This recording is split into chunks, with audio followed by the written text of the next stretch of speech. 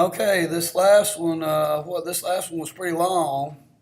Um, about 50 minutes. So let's see if we can shorten this one. We'll just see. But I think I've got everything now except for I don't have civil liberties, civil rights.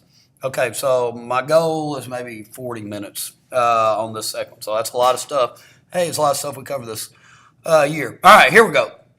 Things I think you're likely to see on the bureaucracy questions I think you might see. We know about the spoil system from last year. Remember, that means from Jackson, you support somebody, you get a government job. And then Garfield got killed, so the Pendleton Act was passed by Arthur, signed by Arthur, that established the merit system. The vast majority of government jobs, bureaucratic jobs, go through the merit system. At the top level, the cabinet posts and so forth get appointed by the president. So some political loyalty and staff has some plays a role there. Okay, the Hatch Act. We said it when we covered it. I've seen it on a couple of videos here. I think I've seen it on a question somewhere or another. It says while you're on the job, you're not supposed to be campaigning for a candidate. Limits political activity of bureaucrats. The bureaucracy is supposed to be kind of politically neutral for the most part. Career bureaucrats resist change. So that was one of the free response questions we saw the other day. How can the bureaucracy serve as a check on Congress and the president? Well, somebody who's been working for 20 years who might be a little center left might not carry out some of Trump's stuff, with their heart in it. Or if it's a career bureaucrat, maybe for some military-oriented thing, might not carry out Obama's instructions wholeheartedly. So they kind of work slow. It's almost like, slaves, breaking the tools and pretending. There's all kinds of ways you cannot quite cooperate without out and out refusing what the boss tells you to do. So career bureaucrats can do that. There's articles about bureaucrats resisting Trump, and they call it the deep state. So the bureaucracy itself can kind of serve as a check on the president and on Congress. Okay. Iron triangles. This is part of the elite theory. So the Madisonian pluralist theory of interest groups is they balance each other out in a larger public, and that's a good thing. Let's make this thing big. But the elite theory is the notion that a few folks at the top are controlling everything, Bill Gates and Trump and so forth. And the iron triangle is an elite theory that says, behind closed doors in the standing committee meetings. Standing committee meetings. The bureaucrats, the interest groups, and these standing committees, all these folks are hanging out with each other all the time. So other folks may talk to them, but really they're making the decisions by themselves. At the end of the day, it's kind of up to them, those three groups. Congressional committee, interest groups, and the bureaucrats in the agency related to whatever the topic is. Okay, oversight is going to be on tests. Now, somebody was in here this morning, they said, well, how's bureaucracy got oversight over something? They don't. Congress has oversight over the bureaucracy. And that's a check that Congress has over the bureaucracy. Congress has three jobs: to make laws, to represent their constituents, and then oversight is the third one. So when something goes wrong, you're going to have a hearing. Somebody's going to be hauled before a congressional committee, and they're going to be drilled on whatever went wrong, and that's fire alarm oversight. And when you got over 1 million bureaucrats, that's going to tend to be the kind of oversight you get. Police patrol is just to check up to make sure everything's okay. Less often. I don't really think police patrol and fire alarm are words we're going to see. You need to know the word oversight in the relation to this notion of checks and balances that Congress has this job of oversight over the bureaucracy. Okay, the bureaucracy, the laws are always vague. So that was question number 1 on one of the tests or something. So the bureaucracy can make specific rules to decide how to carry out laws. And then if the things remain vague, for laws that are vague, individual bureaucrats have discretion over how to interpret these laws and carry them out. I teach U.S. history. Mr. Ruiz teaches U.S. history. We're not really working together that closely, as to how we're going to cover each chapter. I'm teaching AP, he's teaching CP. So how we do it is up to our discretion. If Mr. Coon wanted to make a rule saying, hey, you got to be at the same place at the same time, why don't you cover it this way? Well, that would take some discretion away from us. As a bureaucrat, I like discretion. I like to be able to make up my mind about how to handle the laws, the state laws about how education, the state mandates that the education department's given me. Okay, 3, 4. There's going to be 4 parts of the bureaucracy. You got the cabinet, the independent agencies, regulatory commissions, and government corporation. All right, so we know, I think, that the cabinet is appointed by the president, confirmed by the majority of the Senate. There is no longer a way to filibuster a cabinet appointment. The Obama folks did that. The majority leader in the Senate, Harry Reid, got rid of the filibuster for presidential appointments. Mitch McConnell, the Republican majority leader, got rid of the filibuster for judicial appointments. Okay, everybody's called the secretary by the attorney general. There's 15 members of the cabinet, I believe, and I hadn't got them right. I don't have the right.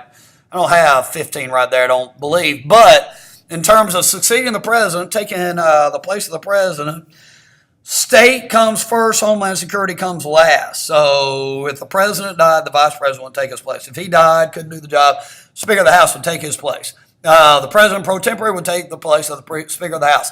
Then it would start with the cabinet. Secretary of State, followed by all these other ones. The last one, number 18, 19 in the line of succession, would be Secretary of Homeland Security.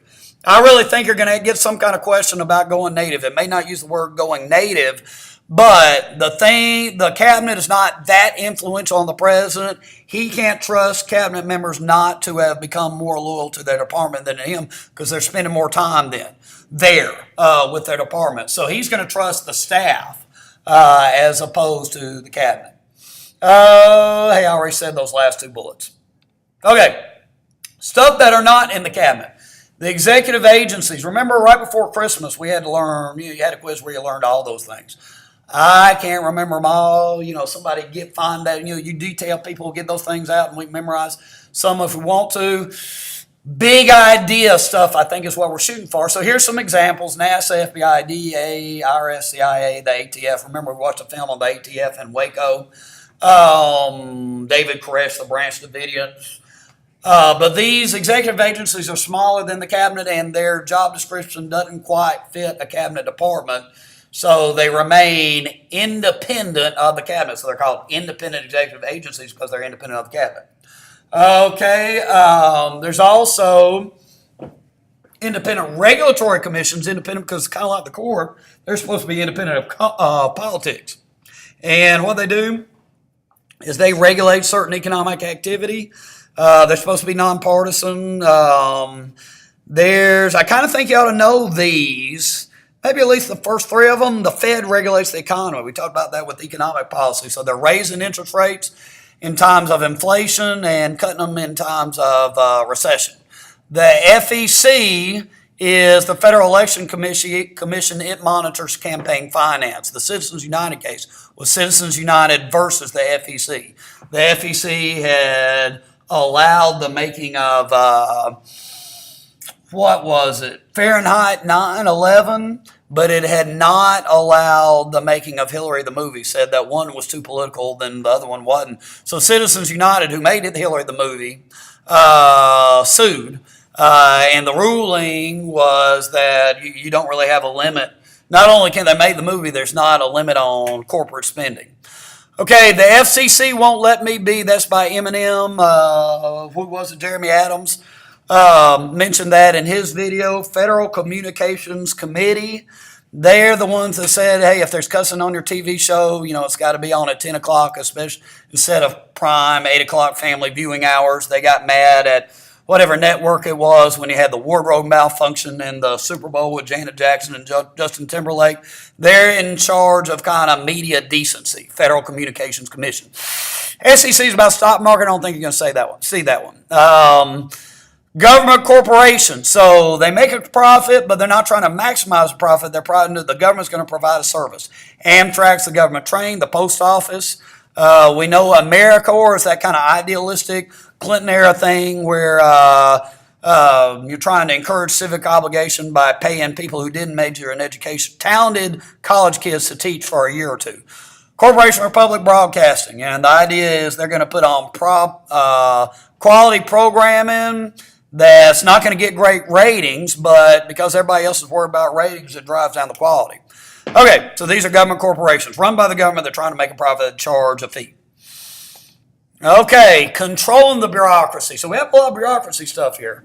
That was a question I've seen, can't remember our class or another class. But the president can appoint the leaders, appoint the secretaries. He can reorganize different departments, give them new jobs, propose a budget increase. The EPA budget, Trump has proposed that his budget be cut. Promote loyal people or fire people who are not loyal to you. Use the bully pulpit, make speeches about this agency so people will pressure the agency. Go to the leaders, try to persuade them. Issue orders about how they're going to carry out the job. So that's a lot of different things that the president can do. I don't have an acronym. See if you can come up with anything. PPPRA. I pray. There it is. IPPP. Public opinion. IPPP. All right, I pray that the bureaucracy will do its job right, something like that. Okay, Congress can confirm or reject the president's appointments. So this is an actual slide that we had. I think I just covered it real fast, or maybe I didn't cover it. I can't remember when we're doing the bureaucracies, right before Christmas. Congress does constituent service. So if the Social Security Administration doesn't get your Social Security check to you, they call you up and say, hey, give them the check. So Congress can influence the behavior of the bureaucracy. Don't worry about that. In parentheses, may hurt there. That's too complicated. So, if the bureaucracy is not doing its job, individual congressmen can do favors for you, casework, and check with the bureaucracy, make sure they're getting their job done. Funding. So they authorize the program's going to keep going, then they appropriate a certain amount of money for the program with the help of the CBO. The Congressional Research Service and the General Accounting Office follows that money that gets appropriated. Remember, appropriate is the amount of money, the appropriate amount of money. Authorize is either get the program's going to continue or not. It's going to continue or not continue to exist. Okay, judicial, bureaucratic decisions, executive orders, things the bureaucracy does can be declared unconstitutional. The courts can order the bureaucracy to do things or order the bureaucracy not to do something. That's called an injunction, a demand by the court that action stop. The people that the president appoints can change the way the bureaucracy operates. The guy, John Kelly for ICE, is pushing much more aggressive immigration enforcement than whoever the ICE guy was under President Obama. Okay, I'm going to pause. You look at it.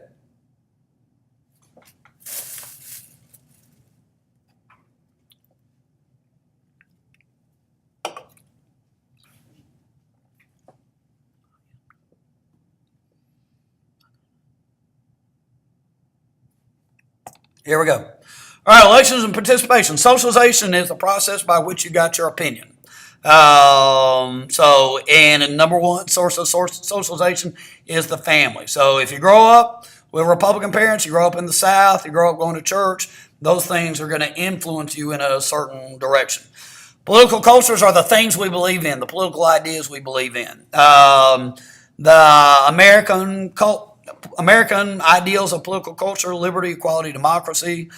The American dream that you can do better than your parents. The common man ideal coming out of Jackson. The rule of law, limited government. Tocqueville's kind of our leading theorist, on political culture. What makes Americans tick? 527 is kind of Maddox said it very well. It's a pact by another name. It's coming out of McCain-Feingold. And the thesis when it comes to campaign finance is the money folks are always going to find a way around the limits on the money. So McCain-Feingold got rid of soft money and limited PAC activity, but then the 527 is a way around the limits on the PAC 27 because it's not called a PAC, it's called a 527 based on its name in the tax code. All right, a lot of y'all struggled with this the other day, didn't know this. So we're looking at people that don't vote even though they have the right to vote, and then people who are non-eligible to vote.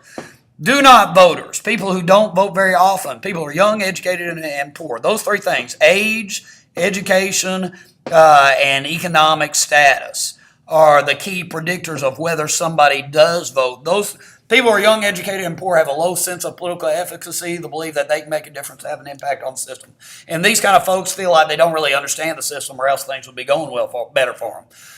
Then you've got folks that don't have the right to vote. Anybody who's not a citizen, whether they're allowed to be here or not, doesn't have the right to vote. A convicted felon, and then you might not register because the registration process is kind of complicated. You got to register 30 days out and so forth. It's not a same-day registration. You're not automatically registered here in the United States. That's one of the reasons we don't vote as often as folks in other industrialized countries.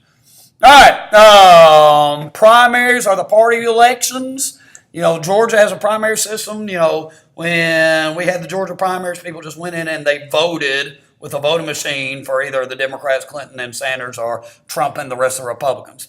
Caucuses, Iowa and a few other states have caucuses. That's a party meeting where you get in the corners of the room. Remember, like we did at the very beginning of the year, talking about the different political theorists that we like. And the primaries and the caucuses are step one before the general election, where you have the electoral college. All right, we said front loading, and say it again. The different states like their contests to be more influential, so they try to push them up. If you win early primaries like New Hampshire or Iowa, people start covering you all the time. People make donations to you. You have momentum. You're kind of the hot candidate, and that momentum generates more donations.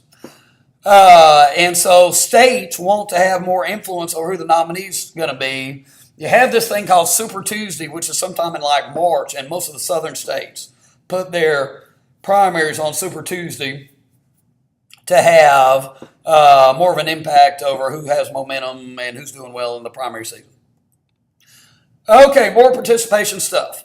We vote less than we used to. You had 90 or 100% participation rates in local elections in New York City during the Gilded Age when Boss Tweed's in charge of the Tammany Hall political machine. So the progressives come along and they want to make things more honest, and they do, but there's kind of an inverse relationship between honesty and turnout. If you're not going to get anything at all from this vote, you're just doing it out of the goodness of your heart or out of a sense of duty, well, it makes you less likely to do it. So the result is Republicans kind of focus on lessening corruption, so they like the voter ID laws. They don't want anybody cheating. Democrats want more people voting, higher turnout. So they were the ones who Clinton pushed motor voter. And the higher the turnout, the better the Democrats do. The lower the turnout, the better the Republicans do. The do not voters tend to be, the folks that don't vote as much tend to be Democrats. Young people, uneducated people, minorities is a complicated thing. What was the other dang thing? Young, educated, poor. There you go. So if all these folks are turning out, they tend to vote Democrat. Okay. We're also low voting rates compared to other countries, Germany, Britain, France, that sort of thing. 80, 90% voting rates in most elections. We vote about 60% on the presidential level, and everything else is lower than half. And it has to do with the laws. They have same-day registration, weekend voting, automatic registration, so voting's a lot easier there. So there's not nearly as many cannot voters over there. We have our elections on work days, and the registration's not automatic. Okay, presidential election, there we go. Presidential elections, 60% turnout. Congressional elections, maybe about 30. Local elections going to be 10 or 15%. Motor voter, as we said in class a few times, made it easier to register, but did not increase turnout during actual elections. Another reason we have lower turnouts because we have elections for everything. We have a partisan election for what's called coroner, and there's no difference between Democrat or Republican coroner. There's no reason that a coroner should be elected. So we kind of have election fatigue. We turn out for the presidential one, then there's an election for something we don't know anything about. Why should we vote? Especially we might end up voting for some name that looks good to us and it ends up being somebody we wouldn't like if we knew one. Okay, I'm stopping. Pausing.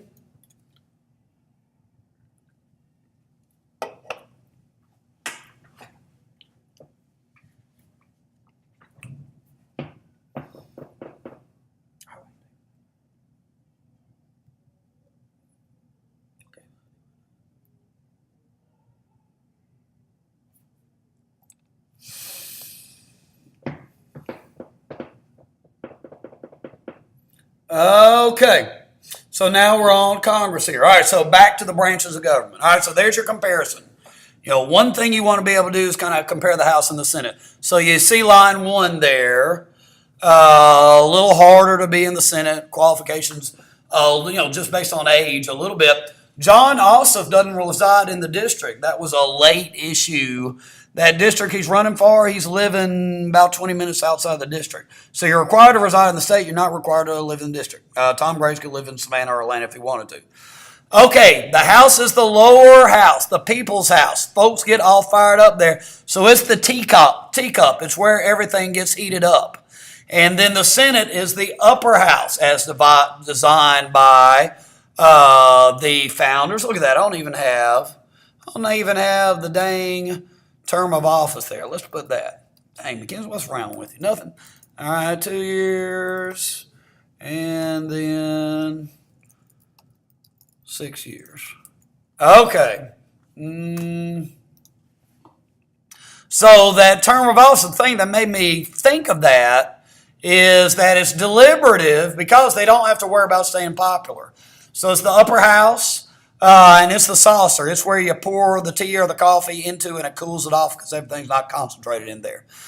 Okay, in terms of their powers, the People's Branch handles the people's money. Articles of Confederation, the government couldn't tax. Now the government can tax, but the people still want to be able to control the power of the purse, that's called. So you're giving the power of the purse to folks who are up for re-election very soon. Folks who kind of got to act like, look at that, let's add this one in there. Dang it, McKenzie, will you quit? Sorry, they've got to be delegates. All right, and then these folks can afford to be trustees. They don't have to be popular. They owe you their judgment as opposed to owing you, they get to do what you want them to do. All right, the Senate is foreign policy stuff, approves treaties and appointments. The Ways and Means Committee is the tax. So that's an important one in the House. They decide how we're going to pay for stuff, taxation issues. And the House tends to be domestically focused. The Senate tends to focus on foreign policy. Remember, politics stops at water's edge. Everybody gets behind the president in a crisis. And so the Senate is designed to be a less partisan, less political chamber. A lot of rules in the House because 435 people, you got to have rules. Only 100 people, fewer rules. The leadership's weaker. The majority leader, really kind of like the president's got the power to persuade. Only Johnson was a real strong majority leader. Powerful Speaker of the House. He's got a lot of technical rules. He can appoint people to be committee chairs. And he's kind of calls on people to speak. So he's got a lot more power. All right, the Rules Committee is in the House. It's not in the Senate. The Senate has the filibuster. The rules can set an open, close, or modified rules, sets kind of the terms of the debate, and can, stop a bill that's passed a standing committee from actually getting to the floor if it doesn't give it a rule. All right. Let's scoot this thing down a little bit. Lawmaking. Okay, so in both houses, first step, bills get introduced. Then it goes to, I should have said this, standing committee. Standing means permanent. It's not going to be done away with. All right, the decision stands. Stare decisis, the decision stands, meaning it's a permanent decision. Standing committee It's a permanent committee. It's not a select committee. Select committee is like the Watergate committee that's only around for a little while. A 9/11 select committee, a Benghazi select committee, something like that. Standing committee is going to be permanent. All right, you have the markups, the HTDAV. Markups is another word really for the HTDAV. You're marking up the bill in subcommittee. Then it goes back to the standing committee where you have the HT hearing, testimony, debate, amend, vote. Remember? All right, in the House it goes to the Rules Committee, not in the Senate. In the House you can have open, closed, modified rule. Open rule, talk as long as you want, add as many amendments as you want. Closed rule, none of that. Modified, you got to have germane amendments, no riders. All right, whichever House it passes, it's got to go to the other chamber. Conference committee, if the two chambers disagree on the specific of the bill, put them together. We didn't have a conference committee meeting. That was going to be a logistical challenge. My plan was if we had needed to, we'd do it at the bowling alley or on the way to Martin Luther King. A discharge position is something we saw a question on another test. And if the House and Senate leadership feel like a committee chairman is not going to cooperate with them, if a majority of the House or Senate vote to discharge the bill from committee, it kind of skips the committee. Was kind of done in the Civil Rights Act or the Voting Rights Act. Okay, I kind of think you know that the president can sign, veto, or pocket veto the bill. All right, that's legislation. Okay, so the first job of Congress is lawmaking. The second job is representation, serving their constituents. And here's where they're most successful. You have two things with name recognition and franking. Franking is free mail. Then it goes EC. All this stuff is kind of gross that they have a 15% approval rating and a 90% reelection rate. So why do they get reelected? Because they got more experience, credit claiming, and casework. If something goes well, they claim they did it. They do favors for you in regards to the bureaucracy when the bureaucracy isn't helping you out the way it's supposed to. PAC money and pork money, the political action committees donate to incumbents. They bring home the bacon. Pork is project money for a bridge in your district. Position taken, they just say, hey, I'm for or against something they know that everybody in their very homogeneous district is going to agree with. Tom Graves can say, look, I'm against abortion, gay marriage is going to be a pretty good thing for him to say. Gerrymandering, that we've seen a lot. Draw these district lines in such a way as to help your side. Okay, oversight. So lawmaking, representation, oversight. Role, I guess. Is that right? Representation, oversight, lawmaking. All right, the roles of Congress. All right, so fire alarm oversight is in case there's an emergency like Katrina or 9/11. Police role is just to make sure that everything's going okay. Oversight is the Congress's check on the bureaucracy. All right, oversight's hard. We don't think about it, but hopefully we're saying it enough to where it kind of sticks. All about getting in the reps. All right. Okay, courts. I tell you what I'm going to do. I'm going to hit the presentation thing, and you tell each other about the three roles. The representation, the oversight, and the lawmaking while it comes up.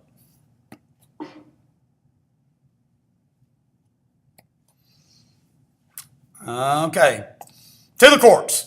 All right, we have a dual court system, meaning there's national courts, the Supreme Court, the federal district courts, and the circuit courts of appeal of the national courts, and then there's also state courts. Remember, the state court route to the Supreme Court is lower court, superior courts, state court of appeals, state Supreme Court, then it gets appealed to the Supreme Court. The courts were designed by the founders to be above the law, to be non-political. That's why they get the life term. No electoral pressures on them. Jurisdiction. Jurisdiction is the power to hear a case. The jurisdiction of the federal courts is stuff that states wouldn't be able to handle. So, for example, cases involving other countries, maritime issues, and admiralty. In other words, something bad happens on a boat in the ocean. How's the state going to handle that? If the states are part of the case in one way or another. If a constitutional question comes up, the right to privacy. If two states are fighting each other, Alabama and Georgia over Lake Lanier water, well, it's got to be federal court stuff. All right, Latin words, amicus curiae, friends of the court. Those are interest group briefs. Writ of certiorari. I think I'm saying that pretty good. Certiorari. Say certiorari 3 times phrased. 3 times phrased. So much for that. It certifies the case. It makes it more certain by the rule of four. Four judges say we're going to make this issue more constitutionally certain and certify this ruling. Stare decisis means the decision stands. Case has got to follow precedent, previous court cases. Right now, as long as Roe v. Wade is in place, some lower court can't say, hey, it's okay for Georgia to outlaw abortion. All right, the district courts have original jurisdiction, meaning a case starts there. There's 94 of them. Then the 13 circuit courts of appeals, they have appellate jurisdiction, meaning the case comes there on appeal. Now look, if none of that stuck, take your little dot bar thing, scoot it back 15 seconds, listen to the whole thing again. Be strategic with this stuff. All right, the Supreme Court in session is the next thing on the court. So the briefs, these summaries of the case by the lawyers is what the judges are definitely going to read, or at least their clerks are going to read. Also, the amicus curiae briefs by the interest groups, and they'll probably read them because the interest groups are providing very high-quality information. Okay, oral arguments, the two lawyers before the court. They got 30 minutes with interruptions. Then it goes to conference where the judges discuss and then they vote. The decision is who wins by how much, 5-4, 6-3 in favor of abortion, against abortion, whatever it is. Then they'll explain the decision. The majority opinion explains why the court ruled the way they did. A lot of times the Chief Justice writes it or the most senior member of the majority writes it. The dissenting opinion is written by those who disagree with the decision. A concurring opinion, they agree with it, but for a different constitutional reason. Judicial restraint is the philosophy that the court just kind of calls balls and strikes, tells what's constitutional and not. Court defers to previous court case precedent, to the decisions of state governments. Don't overturn Texas's abortion decision law or gay rights law. So this is a more democratic process. The legislatures make the laws based on the will of the people. Activism is kind of the liberal, and it's a kind of conservative thing. Activism is the liberal position. The court's got to stand up for the minority when the majority won't. The court's got to stand and fight the tyranny of the majority because from time to time the majority wants to do bad things.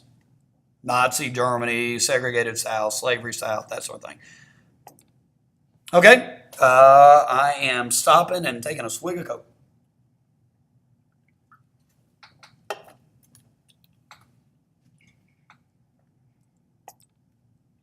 Y'all think those two look alike? That's John Ossoff and that's Sheldon. I really think they look a lot alike.